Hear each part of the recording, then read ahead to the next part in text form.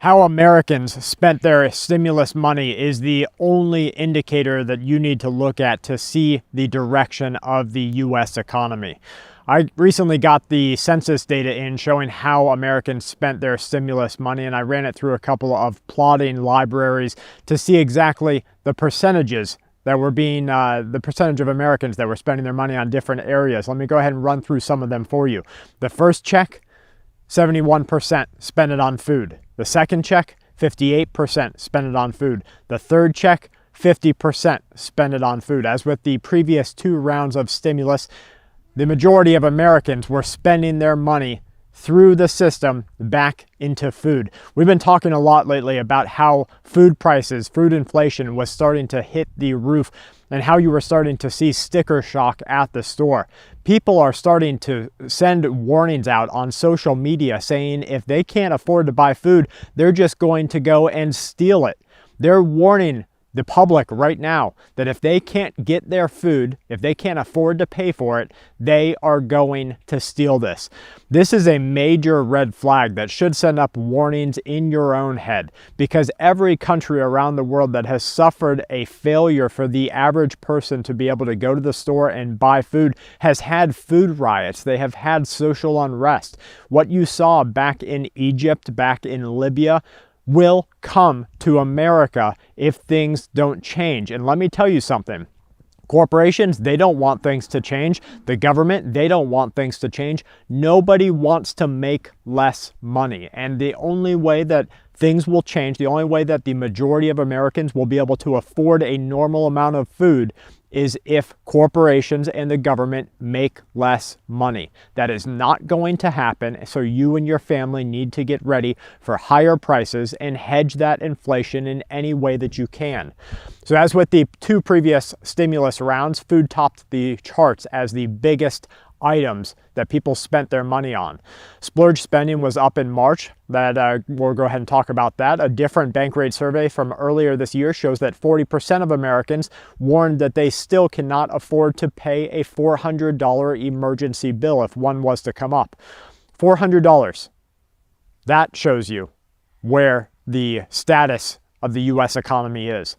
Stimulus helped keep 2/3 of Americans afloat. That means from going bankrupt, from defaulting on their loans, from having a financial crisis that drives them to do something erratic or chaotic. More than 2/3 of Americans said that their stimulus check was important to their near-term financial situation.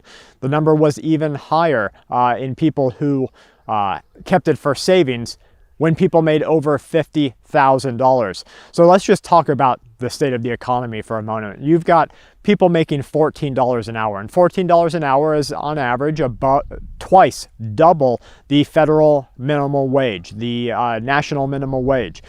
That person who makes $14 an hour, which is pretty good, right? If you just sit and think about that for a minute, $14 an hour, that's pretty good. It's not minimum wage, it's double minimum wage.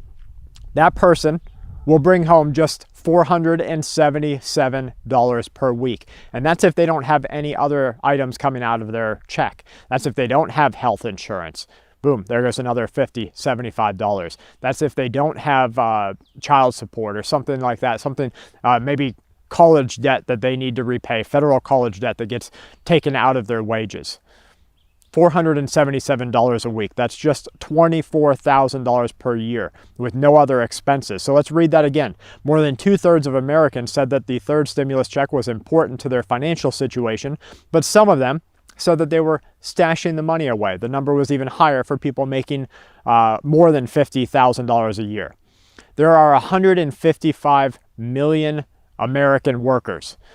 Out of that 155 million, 39 million make less than $15 an hour. That's 25.16%. So 1 out of every 4 Americans is making less than $477 per week. Surveys are concerned with people stashing money. 25% of Americans, you see 4 people, one of them, you have 4 people working and one of them is making $477 per week. And they're concerned that people are stashing their stimulus money when the actual census data shows that they had to spend it on food. We have such a corrupt and broken system here that it can't help but end in failure. It can't help help but explode on itself. We are going to witness in our time the largest implosion of a world-leading economy that the entire globe has ever seen. There are other nations who once sat high. There are other nations who once sat on top of pedestals, and now they are not. And so you don't even hear about them anymore, or they're less renowned. I'm all for, don't get me wrong, I feel that Americans should prosper. I am all for people making $50,000, $100,000, $200,000, $300,000 a year. I think that that is absolutely amazing. But what we have here is such a high disconnect between people that do make a great amount of money and the vast majority who don't, that we choose to shun and not even see these people on the bottom. And we have such a disconnect and a problem here that we say, well, that person should have XYZ. They should have went to college and become a doctor. They should have done this and that, with no real understanding that there's only so many slots that a doctor can fit into. And once those slots are filled up, other doctors either can't find a job or they'll vie for less money, they'll work for less money, and so the doctor's pay goes down. This is a broken system. It has to explode. It has to break down, but it's not going to be pretty, and I don't want to see that happen, but it is happening right now. It's happening in our time, and we have to prepare for it. I want to talk to you about a Facebook post. You know, there's a lot of talk, even here in our community, a lot of talk who say, Brad, these people just don't want to work. There's plenty of work. These people don't want to work. And I recently had a Facebook post where somebody was saying just that in my local area. They said, I can't find anybody to work. Talk about there's no jobs. Where I'm offering a job right here. I'm offering 3 jobs and nobody will come to work. And so I reached out and I said, hey, you know, what type of job is it and how much are you willing to pay? They said it's lawn care and it depends on how much you are willing to work, but I start payment out at $8 an hour. So let's figure that out for a minute. $8 an hour, that's $275 per week, $1,100 per month.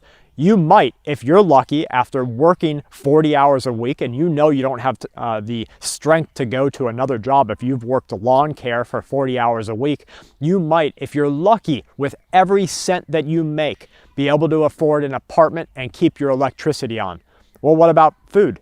It's gone, sorry. Well, then you can get an apartment and you can keep food in your stomach, but you don't have power and that's illegal and they're not going to let you stay in that apartment. So when we say things like, these people, there's plenty of jobs, they just need to go get a job.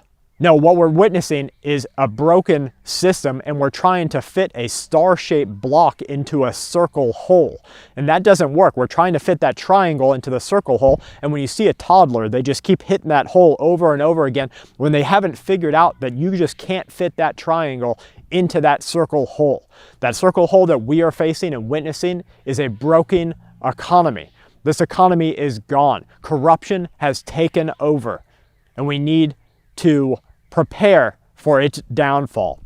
We have to get ready right now for the change, a change that only our ancestors saw before us.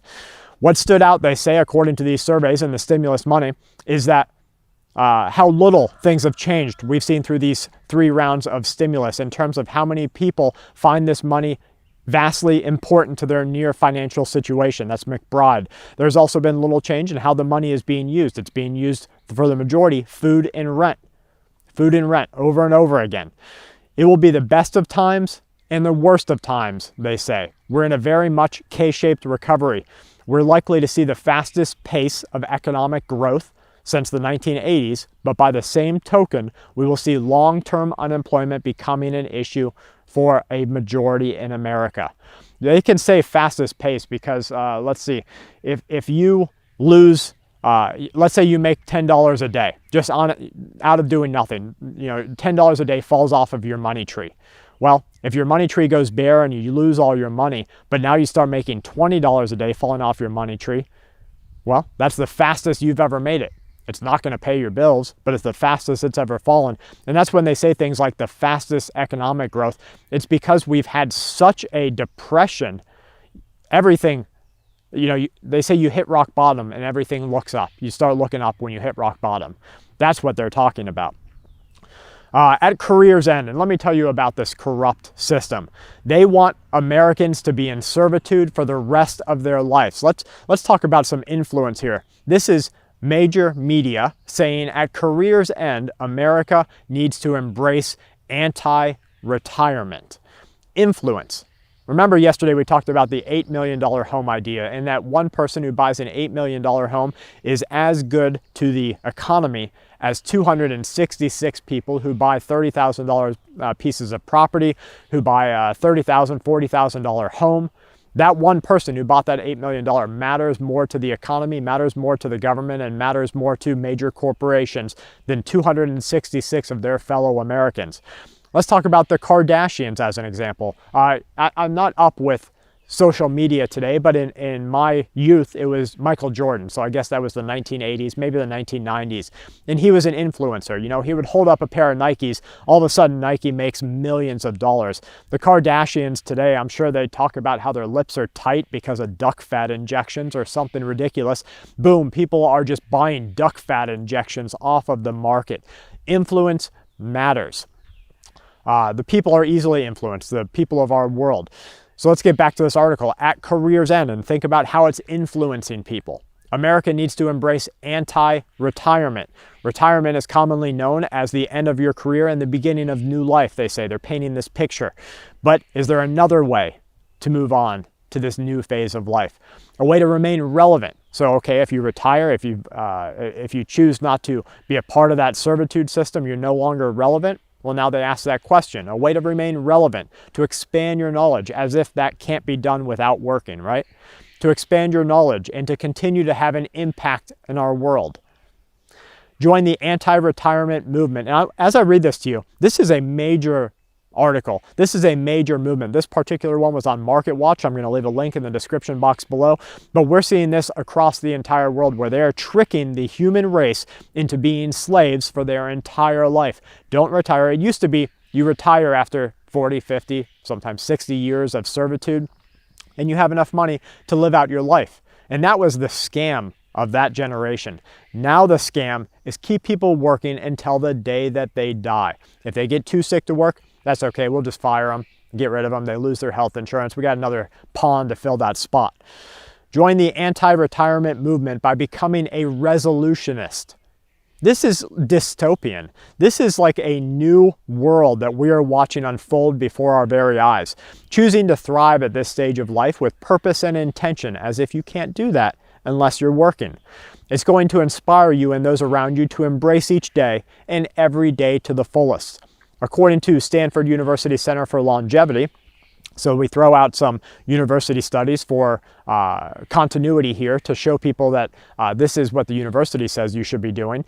In less than a century, average life expectancy in the developed world has increased nearly 30 years. Many of those years come in what traditionally were thought of as retirement years. Reaching retirement age, they say, once meant leaving the workforce to relax, recline, recede. But today's population finds themselves at the precipice of retirement and healthy, energized, and interested in many life decisions. Retirement is no longer a story of old age. It's a story of long life. It is the dawning of the anti-retirement movement. Many resolutionists, they say, are leaving full-time workforces. Okay, that sounds good. That's what I like, right? Leave that workforce. But what does it say to do? They're starting their own business. Others love cooking and baking. They're becoming personal chefs. Many have enthusiasm for crafts and they're starting to sell knitwear. They're restoring furniture. They're working for other departments and industries. Keep the economy moving based on retirement. So when you start up a new business, you have to buy all sorts of new products. You have to get new licenses. You have to go to school sometimes. You make the economy thrive. So why not take people who were retiring and let's tell them they should become a personal chef, because that seems, right, that every 80-year-old, every 70-year-old should, work cooking food for other people. I'm all for doing what you love. I think that is so important in life. What I love is sitting with you in our community and finding a way to get us out of this system. I love talking about this and reading your comments. I do what I love and I hope that you do too. And sure, there's a lot of work. But let's not pretend that the person who has worked at Publix, Walmart, wherever, even in a managerial position for 40 years, doesn't deserve to spend the rest of their life in calm and peace and doing what they want to enjoy their lives. This is the new reality. Being anti-retirement doesn't mean they say that we intend to keep our nose to the grindstone. It means that we can move on from one invigorating chapter. Doesn't that sound great? Doesn't that make 40 years of servitude sound great? One invigorating chapter of our life to another by changing the model for ourselves and those we follow. We are seeing such a change in our world today that we have to wake up to it. If they tell you you're happy by doing something, a lot of people are going to be the Michael Jordan followers, they're going to be the Kardashian followers, and they're going to say, you know what, I am happy doing this. And I look back to Egyptian times and I wonder if the people who were building the pyramids were told that they should be happy, and so they were. And the people who were building bridges during the Great Depression were told that they should be happy, and so they were. And I think that we are just witnessing right now a change in our world. We're going to see a worsening economy. We're going to see strife and civil unrest. And the thing that we need to be focused on is getting ready. Guys, from my family to yours, please stay safe, remain vigilant, and keep watch. Please hit the subscribe button, leave a comment in the comment box below. If you see other people who are stuck, if you have friends and family, and I know that I have friends and family like this, they're older, they're at that retirement age, and they say, I just don't know what to do with myself. That's not a condition of loving to work. That's a Stockholm syndrome, where you don't know who you are without that servitude. Let's build a life that is full of enrichment with our family, with the outdoors, with camping. Let's teach other people how to use the skills that we have developed in life. That way, when we rest on our bed at night, when we sit old and cannot move any longer, we look back on the life that we have lived and we say, I truly was happy helping others. From my family to yours, guys, please stay safe.